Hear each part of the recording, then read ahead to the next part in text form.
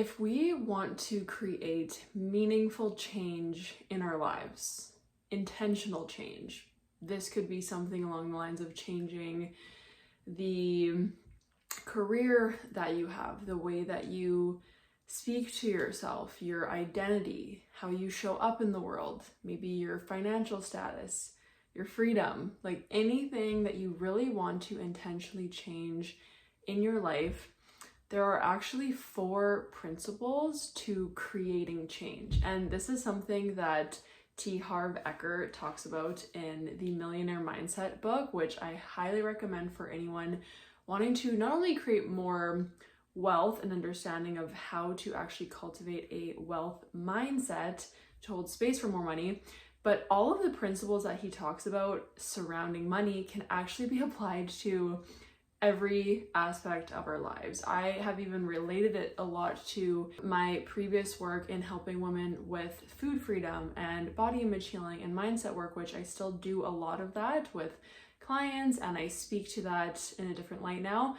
All of this can be applied because when we're really talking about changing our narratives, changing our belief systems, rewriting certain stories, it's all about basically becoming aware and then reprogramming the subconscious, because so much of our lives and who we think we are and how we identify ourselves and the labels that we put on ourselves and the habits we stay stuck in, it's all really coming from a subconscious place, either how we grew up or the programmings that we received, the conditionings that we grew up with, right? And I've talked a lot about this in my last video around taking up space and how shrinking our bodies also then translates into shrinking ourselves and our lives in many, many other ways. And it's all coming back to the subconscious mind. So there are 4 principles of creating meaningful change in your life that I really think like these 1000% are the driving force. And these are concepts that I've shared without even knowing that like these are the 4 principles of change, because for me, I have always seen that, especially when I'm talking to someone around body image or changing their belief system around what they can do in their business, for example, the first step is always self-awareness. So becoming aware of what the belief even is, like awareness of what is even coming up for us, and essentially knowing that that exists. Because like I've also mentioned before, so often we are kind of told like, don't think bad thoughts and like distract yourself from this and suppress that, right? But in reality, that's just bringing it deeper into our subconscious. So we do really have to bring it up to the surface. And when we're intentional about becoming aware of that thing, we won't create more of it. Okay, so you don't have to fear that like thinking about it is going to create more of it. We have to bring awareness to it. We have to shine light on it for us to even know what the belief is or what the conditioning is or what the program is that's essentially running our life, because we want to change it, right? We don't want to live by that belief anymore. So the first step is awareness. The second principle or element of change is understanding.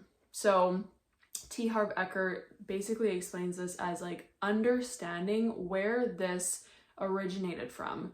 So we're kind of like diving into maybe our childhood or experiences that we had when we were younger, or things that we saw, things that we heard, like all of these things that essentially started that conditioning and that programming and that instilled that belief. So when we can not only see it for what it is with the awareness, but then we bring understanding to it of like, where did this actually start? When did I first hear this? When did I first see this growing up? That is usually a really big sign of why we hold on to certain beliefs that we do. So a few examples could be, again, in the body image realm. Maybe you grew up always seeing your mom dieting, or maybe family members were always commenting on other people's body. So without even realizing it, as a child, we are sponges, like we absorb everything. And so that was kind of placed into our subconscious without knowing it, of like, oh, my body, is really important, or people are always going to be commenting on my body, or my mom always dieted, so I should probably diet, etc., etc. So the awareness is huge, but then also understanding where it even comes from, which then translates into the third element, which is disassociation. So basically the framing of this is understanding that like, this is not you. This story that you're holding on to, this belief system that has been ingrained into you, it's not your story to carry. So by seeing it for what it is, by understanding where it started, and then by telling yourself and really reinforcing like, this isn't my burden to carry, this isn't the story that I want to hold on to anymore, we can then see that it was never ours to begin with. We can then see it doesn't have to be the driving force in our lives anymore. And when we relate it to money or starting our own business or starting to post on YouTube, sharing, being more visible, maybe you have fears around being seen, around being successful, around being a failure, around judgment. And so being aware of that, where did that first start? Maybe your parents always put a lot of pressure on you. Maybe you were bullied in school. Maybe there were just certain experiences that you had that created those certain narratives. But then the disassociation allows you to be like, this is not what I want to rule my life anymore. Like, this was never my belief system to begin with. And the way that this book, Secrets of the Millionaire Mind, the way that he describes this as like, we can almost see it as a file of information, almost just like we've collected data over the years and we no longer want to be choosing from that file anymore. We're like putting it back into the cabinet. It doesn't need to be part of our story anymore. The fourth and final element is reconditioning. So this is obviously where the more action-taking steps come into play, because we want to be rewriting our stories. So even if we have these like old beliefs, now that we understand no longer is it not ours and that we don't want to carry it or live by it anymore, now we can start to actually recondition, reprogram, rewrite the story that we really want to be living by. So maybe you want to feel more confident. Maybe you want to start that business. Maybe you want to heal your body image. You want to be more present in your life. Whatever it is, start to create narratives and stories you truly want to live by, like stories that uplift you. Some of the very, supportive and uplifting statements that I've really learned to live by are just things that every single morning get me excited for what I get to do. Right? So it's like believing in yourself and knowing that even though we have these old conditionings that we've been living by for so long, they no longer need to be part of our stories. And also we get to rewrite them, which is the most empowering piece. So just knowing that you hold that power, everything is within you that you need to basically create the external reality that you desire. And one thing that is really important to remember is like the outside world cannot change until the inside world changes. And so this is where we do have to get really intentional with our subconscious beliefs, our self-sabotaging habits and behaviors, like the ways in which we show up in our lives and the ways in which we feel on the inside, both conscious and subconscious, that is going to directly reflect the kind of world that we're creating. So if we want to like internally shift things and stand in our power and ground ourselves and unshakably know that whatever we set out to do or whatever we desire in our life, like we can create that and it needs to start from within, we're going to see that that gets reflected back to us. And I have been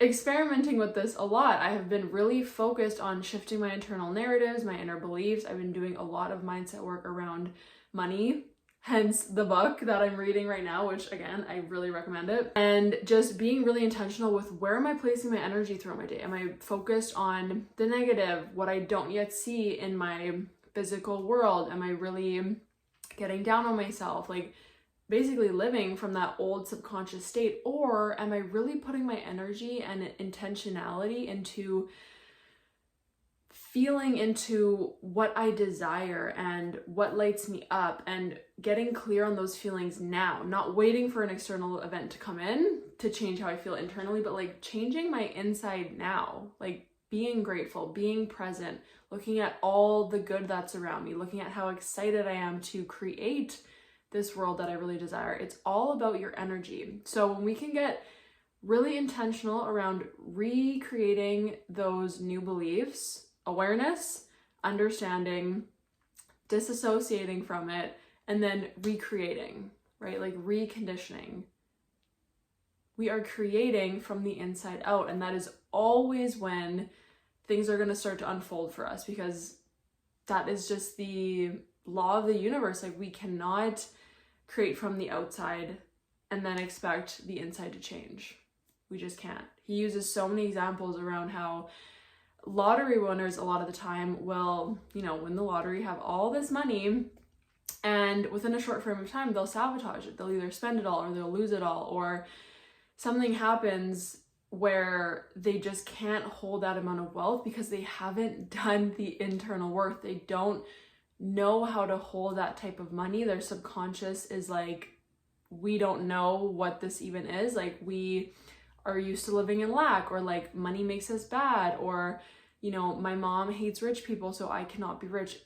All of these things are below the surface. Like, we don't even know they're happening. We have so many narratives we don't even realize are going on that sabotage us, that keep us stuck, that keep us in that old programming. So the awareness part of it and the rewriting part of it is really, I think, so crucial in creating from the inside out and in creating a life that you truly desire. And if this speaks to you, if you feel like you really want to start diving into more of rewriting certain limiting beliefs, get really clear on the life that you want to create, like empower yourself, feel more confident, just live from a very aligned, authentic, rooted, and grounded space, I'm actually offering a free 3-day self-confidence mastery challenge where we are going to be diving into all of those areas. We're going to be jumping on live calls together for those 3 days. You're going to have prompts and exercises to help you facilitate this new shift that you want to make in your life. And there's also going to be a really amazing community group chat so we can all hold each other accountable. We can check in. It's going to be a really supportive space. So I really want this to be our year. I'm right here with you, that we step into a whole new world of creating abundance, creating freedom, creating the life that we desire from the inside out. Like, feeling that as a sense of empowerment, alignment, ease, flow, just juicy goodness from the inside out. So the link is in the description if you want to join the free challenge. I will be so excited to see you in there and get started. We start April 29th, and I'm curious to hear in the comments if you have ever heard of these 4 elements of change, if you've read the book maybe, and what came up for you. Did any self-limiting beliefs, subconscious beliefs come up and were you like, whoa, I've never thought of it like that? I'm so curious to hear, and I'm so excited to keep paving this path with you of self-empowerment and self-confidence.